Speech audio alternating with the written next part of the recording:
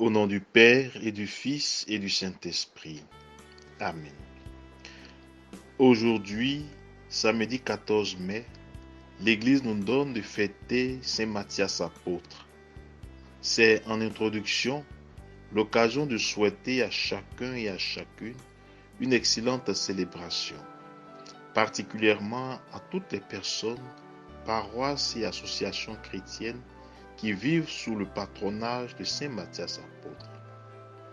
La première lecture nous permet de voir comment, dans la prière, au sein du collège des apôtres, Judas, signe de démission, a été remplacé par Matthias, signe du renouvellement sans cesse de la mission de la part du Seigneur.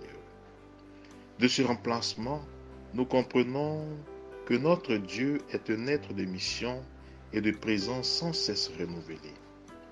La démission ne saurait donc être un signe ou une manifestation venant de Dieu.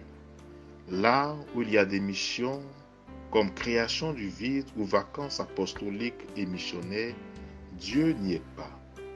Dieu réside dans la présence et non dans l'absence. C'est ce que nous dit le livre du prophète Isaïe dans le verset suivant. Je n'ai pas dit aux descendants d'Abraham, cherchez-moi dans le vide.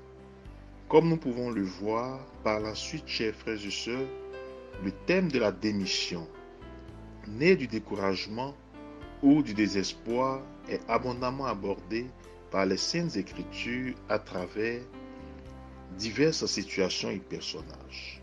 Dans ce sens, nous pouvons nous rappeler celles et ceux en rapport avec les disciples d'Emmaüs après la mort de Jésus, découragés retournant chez eux, et de Pierre et des fils de Zébédée qui, après le même événement, retournaient à leur profession de pécheurs.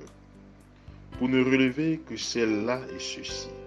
Ce faisant, dans toutes les situations de refroidissement spirituel apostolique ou missionnaire, le Seigneur n'a eu de cesse que de réconforter et de redynamiser son Église. Ainsi, chaque fois que l'Église a été secouée par le vent du découragement, le Seigneur a toujours réalisé sa promesse d'être avec elle en la renouvelant de l'intérieur jusqu'à la fin des temps et lui assurant ainsi sa victoire sur les forces du mal. Le découragement comme force du mal qui conduit à la démission est une tentation qui rôde continuellement comme l'adversaire aux portes de l'homme et de l'Église. Que le Seigneur nous en préserve et nous en délivre.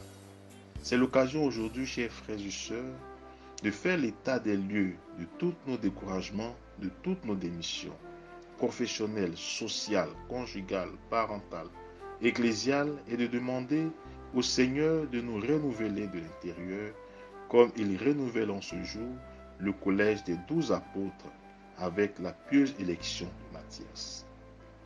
Ceci dit, chers frères et sœurs, c'est par notre présence efficace, renouvelée, à tous nos postes de responsabilité, aussi bien dans l'Église que dans la société laïque, que nous montrerons notre fidélité au commandement du Seigneur.